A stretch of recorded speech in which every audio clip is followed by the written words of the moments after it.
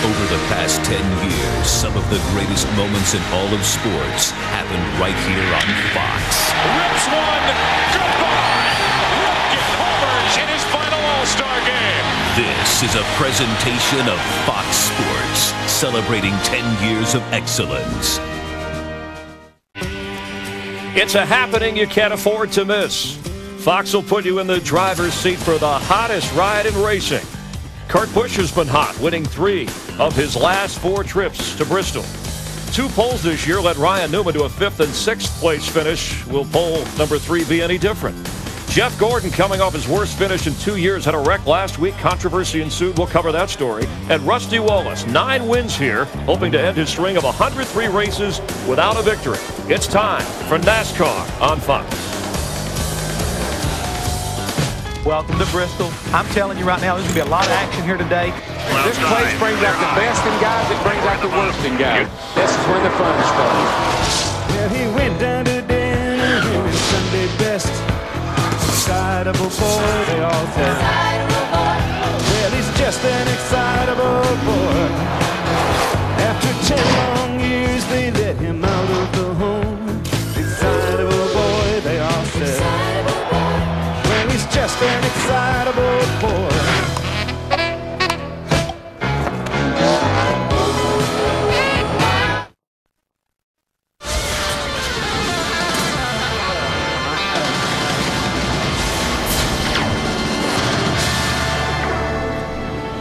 The NFL has Lambeau Field in Green Bay, baseball has Fenway Park in Boston, and NASCAR has the friendly confines of Bristol Motor Speedway, a shrine to the sport. Today, Bristol, the 3rd most populated city in Tennessee, and when it isn't race day, it's the 23rd most populated. 160,000 people gathering here in this Coliseum-like setting for NASCAR, the toughest ticket in racing. And we welcome you to the Hollywood Hotel. Hi, along with Darrell Waltrip, Jeff Hammond. I'm Chris Myers. It's where America gathers every weekend here on Fox. For NASCAR and Bristol, it's special. I mean, we're talking double a Super Bowl crowd for this. And what makes it so special, Darrell? Well, first of all, this is a little track with a big, bad attitude. I mean, that's one thing that makes it special. The other thing is when you come in here, you know it's going to be exciting. You know you're going to have to be lucky, going to have to be good, and you're going to have that attitude, baby. Yep. And, you know, He's got some attitude. You know, he always right does. there, always has attitude. Mark for sure. Martin, he described it, Jeff, as flying a jet fighter in a basketball arena. I mean, this bowl effect with the cars going around. It really is, Chris. I mean, this place is so fast. I mean, everything happens so quickly. And the thing I kept thinking about, this racetrack is punishing on cars. It's punishing on drivers. So I got a new nickname for it. It's called the Punisher. No. This is the devil in disguise. Oh, yes, you are. Yeah, you know all about that. You won 12 times in Bristol, 7 in a row. Of course, DW has a book out, so it's worth hearing. You know, you talked about attitude, something you talk about in the book. But what's the maddest you've ever been? When you ever get out of your car and get after it at this track? Yeah, I hopped out of my car here one day and run up and had a little discussion with Davey Allison. He spun me down the front straight away, and I didn't hit anything, so I had a chance to go talk to him afterwards. That's about the maddest I've ever been here. But I came here with that attitude. You figure this joint out, and you can win a lot of races here. I always felt like my car's red hot. Your car ain't doodly squat. By the way, he misspelled Darrell. Did you notice on this? Yeah, I noticed that right there. Are you writing another one? Is that what I heard that? No. Yeah, I'm writing another one. Oh, please. Sorry. It'll be really good. Sure. No, this one's good, you think this one is? This was on the bestseller list. I didn't realize you knew how to read until I saw the pictures. All right, well, read about yourself. We saw yesterday, of course, Kevin Harvick in today's race, Saturday's Busch race. I mean, there was a line at the NASCAR hauler where afterwards, and there'll be some fines, right, and some people maybe put on probation. It's what you expect when you come here. It's always happening that way here. When you come to Bristol, you always tell your driver, you tell your crew, leave your feelings outside and be smarter than the competition. But guess what? It never works.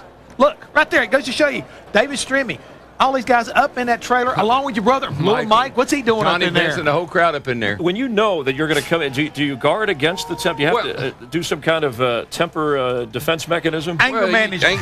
You could use anger management here. But let me tell you, I raced all over this country on short tracks all over America. And I don't know what it is about Bristol, but we always have more controversy, more people mad, more people wanting to fight, more people getting fined, more people getting on probation from this racetrack than anywhere else we go. That's why it's the race people want to attend. You know, a guy with a lot of attitude, 25-year-old Kurt Busch, a high-stakes driver from Las Vegas. Nearly half of his career wins have come here, and they've come with a lot of controversy. And Kurt's a guy who loves to see Bristol in his rear-view mirror.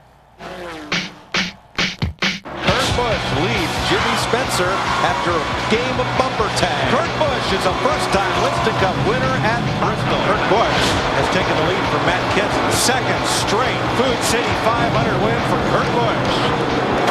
That 97 car, the further we go in the race, the better he gets. Same thing he did here before.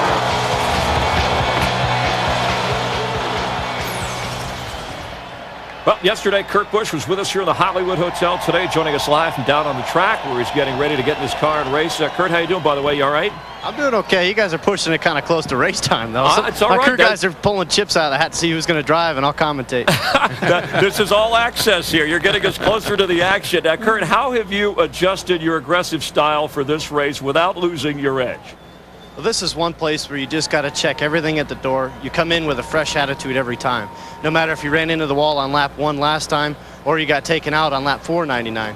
It's a place where every part of the race has its own section of when you can attack the racetrack, when you can pass cars, and how you approach that, how you pass cars. So I'm just waiting for the end of the race like we normally do here at Bristol. With 400 laps or so under the books, we're going to get our set of tires. Maybe it's going to be 50 laps to go this time because of the softer compound. We'll adjust accordingly as the race progresses, and we'll see if we can bring the Sharpie 40th anniversary car to victory lane. Hey, Kurt, this is DW. What do you think? More important here, car or driver? I think the driver has to have the mindset here. I believe the way that the timesheets are so close, half a second from first to last, a car can help you achieve a smoother mindset because of the handling characteristic of the car. But there's going to be 15 guys at the end of this race that can win, and it's going to be the guy that's got the cleanest looking car and just the biggest open mind on nobody's ruffling me up, nobody's going to take me and do this to me. I'm going to be the guy. I want it in my court, and I want to try to take it to victory lane. That's the guy that usually has some success. But now, Kirk, this is Hammond. Now, you say that, but if somebody goes out there on lap 10 and starts beating on you, buddy, are you going to just put it away and say, oh, it's okay, or are you going to retaliate? Now, you got to let things fly. I mean, you can have the whole rear end of your car knocked off. The first race I won here back in 2002, we got in a melee because I qualified poorly on the back straightaway. We ruffled up the front end. We had to take all the tape off the grill. Now the car's pushing. We had to make adjustments through the whole day. And so you never let one circumstance get you down because it's not the end of the race yet. All right, well, Kurt, thanks for that live, up-to-the-minute report. Our Cub reporter, trackside. You got a gig if you don't want to race. Good luck today in the 97 car. I'm going to take this wheel and drop the mic. Okay. All right. We appreciate Kurt Busch being with us. He, of course, fourth in the Nextel Cup Championship points race. Kenseth and Earnhardt running 1-2, keeping that rivalry at full throttle. Yeah, and yesterday, man, in practice, Dale Jr. got into the back of Kenseth and almost sent him sailing. So, and that's how close together they were on the track. They'll be that way today, too. Jeff, Kevin Harvick leading the group of the second 10. Yeah, the second 10. These guys are in pretty good shape right now, but they definitely want to try to get back in the top 10. But guys like Kevin Harvick here at Bristol, they can be dangerous. All right, Jeff Gordon, the four-time series champion, in 13th place due to a wreck that took place early in last week's race.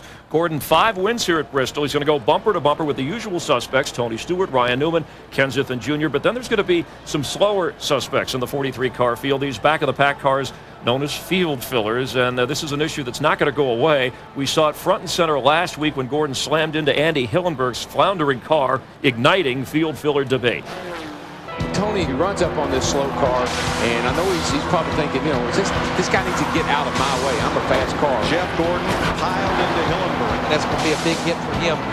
We come in here, and this is the big boys, and slow car and fast car, and fast car hits a slow car, and it's a slow car's fault. Sorry for Jeff Gordon. I feel bad. I know it wasn't Andy Hillenberg's, fault, but there's a lot of guys out there that don't belong out there that are just so far off the pace, and something needs to be done about that. It's hard enough to drive a good fast car here.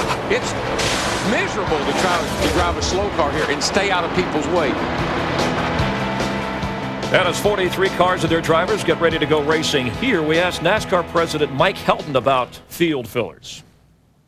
In relation to last week's accident, that accident could have happened with any type of car. It could have been a faster car. But we have minimum speeds, and we police those minimum speeds, and we'll do it consistently this week as we have done all year long. In the meantime, things can happen on the racetrack, and this one is not one, though, that we think warrants any change from our side. I talked with Mike Helton this morning. 6 or 7 years ago, they established 43 cars. That's the standard. Do you think there should be less based on this problem? Well, what I would do is look at the size of the racetrack. You know, if a 2.5-mile track like Daytona, 43 is great. Half-mile like Bristol need about 36. But let me tell you something that always told me.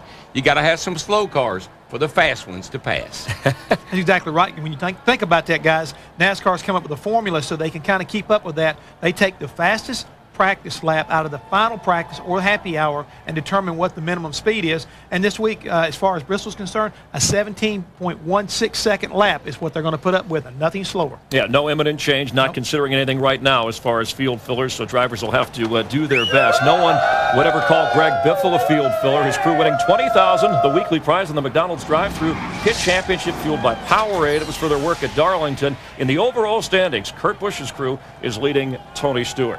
Now, to win today's 500-lap race, drivers are going to have to control their engines, egos, and emotions. So this may only be a half-mile track, but as DW explains, Bristol has all kinds of hot spots.